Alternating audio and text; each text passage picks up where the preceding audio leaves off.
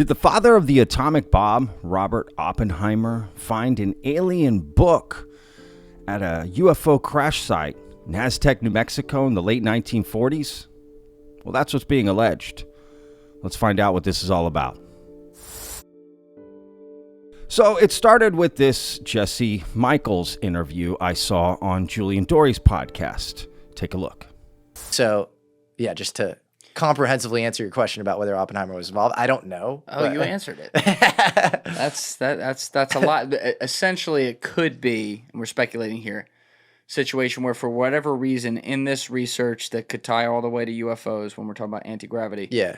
Oppenheimer may have either and or known too much or perhaps formulated an opinion behind the scenes that they didn't like. That could totally be true. Yeah. He would, there's a book called UFO Crash by this UFO researcher, William Steinman. And there supposedly was a crash right after Roswell in Aztec, New Mexico in 1948. And Oppenheimer was rumored to be part of the collection crew. Collection crew. Yeah, like the crash retrieval guy.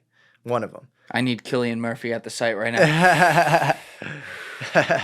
I need that. Yeah, but, I don't know. It's unclear why they would have gone after him. He was obviously like extremely idealistic in some ways. Yes. He obviously regretted aspects of the, I've become death. Yeah, I've become death, destroyer of worlds. So, yeah, I don't know. I don't know where he went astray or what happened or whether he was even involved in the UFO thing. This is all predicated on, there being some core program that Sure. he was involved in. So you have to think probabilistically. Again, there's a world in which maybe he wasn't, but. And it would tie directly into the lore, though, because it involves literally the godfather of nukes. Well, that's the thing. If you want like real disclosure, you have to look into the historical stuff. Yes. Like the theorizing, the crazy time travel shit. That's so interesting. I love it. But it's like, as Feynman would say, not even wrong, completely unfalsifiable. You can run in circles, talking about this stuff. And then, the other vector is like, we are waiting on the government for disclosure. It's like, just don't, please give us the information. Like we'll be fine. We're not going to be freaked out or whatever. And then there's like real historical research where it's like, this stuff wasn't that long ago. We're talking like 70 years ago, 75 years ago, whatever. Were these people at all entangled with the UFO story? We just made a $130 million movie about Oppenheimer. Yeah. He's like the godfather of American science. We should maybe just look into that. Like, what did he know? So here's the book that Jesse Michaels was talking about, UFO Crash. Good luck getting it. It's over $200 on eBay and kind of really hard to get. But regardless, it is interesting. Now, what are the events of this Aztec UFO crash? Let me give you some details of exactly what was alleged to have happened. If you go there today, there's a plaque, and you can see exactly where they think this UFO crash happened. And the plaque reads as such: on or about this site on March 25th, 1948, a spacecraft of origins unknown crashed or landed on this mesa. It is alleged the Los Alamos radar station in nearby El Vado, New Mexico, tracked the errant landing to this site. A high-security recovery operation led by the Air Force and 5th Army Division was responsible for the removal of this craft. The recovery operation took approximately 2 weeks, with all the remains being taken to Los Alamos Laboratory for scientific study and evaluation by some of the world's leading scientists. Later, it was rumored to have been taken to Wright-Patterson Air Force Base in Dayton, Ohio. The recovery of this craft by the United States government and military was one of the most secretive recoveries of a spacecraft with origins unknown since the similar recoveries in Roswell, New Mexico, 8 months earlier. The spacecraft was approximately 100 feet in diameter and 18 feet tall. It was one of the most intact crafts that the government had recovered at the time. Sadly, all occupants, as many as 16, died as a result of this crash, making the full disclosure of both purpose and origin all but impossible. When I digged into this more, I found an article from the Roswell Daily Record. That's the famous newspaper that printed this newspaper about the Roswell UFO crash. And they reported not too long ago that Robert Oppenheimer went to this Aztec crash, but included in it was something quite important. Now, what did he do there at this crash in Aztec, New Mexico? Well, apparently he found an alien book. That's right. A book made by non-humans, right? Aliens, extraterrestrials, and was then passed off to be studied by a famous codebreaker.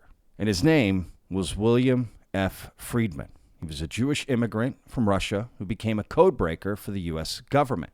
And purportedly, this book, was passed off to him, right?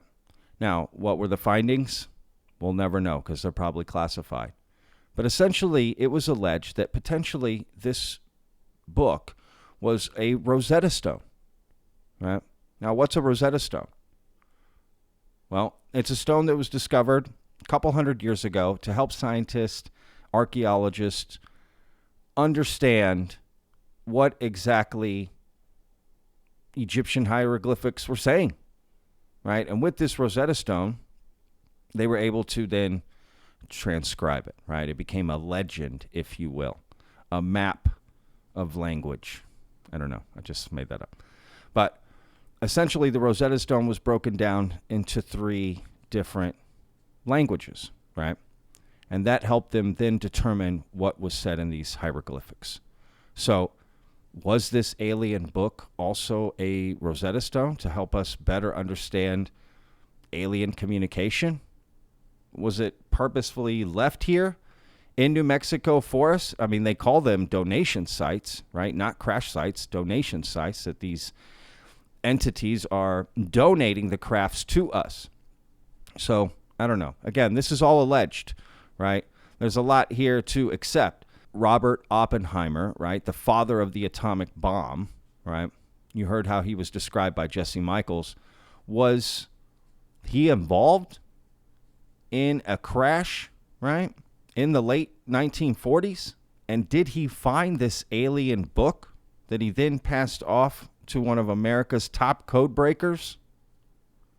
And then do we still use that to this day? And don't forget about this document released by the FBI, dated March 22, 1950, from Guy Hoddle, that states there were 3 so-called flying saucers recovered in New Mexico. Now, Aztec, New Mexico is a name, but many people believe this letter and memo was written talking about Aztec and Roswell. So I'll leave it to you to decide. I'll put a link in the description. Go check it out. I don't know. I find this story absolutely fascinating, right? Maybe Oppenheimer just went to this crash site, but he didn't find this book. I don't know. Maybe the whole thing's true. Maybe none of it's true. But it's interesting. And like Jesse Michaels say, I think taking a historical look at this is a great way to get to the truth. So I hope you enjoyed this story about Robert Oppenheimer and potentially finding this alien book at a crash site. Again, not the famous Roswell, but Aztec, New Mexico, late 1940s. Right. Science has profoundly altered the conditions of man's life, both materially and in ways of the spirit as well. It has extended the range of questions in which man has a choice. It has extended man's freedom to make significant decisions. No one can predict what vast new continents of knowledge the future of science will discover. But we know that as long as men are free to ask what they will, free to say what they think, free to think what they must, science will never regress, and freedom itself will never be wholly lost. So, I hope you enjoyed today's video. See you guys tomorrow. Remember, every day's a gift, y'all. Peace! I live inside my own world of make-believe. Kids screaming in the cradles, profanities. I see the world through ice covered in ink and bleach. Cross out the ones who heard my cries and watched me weep.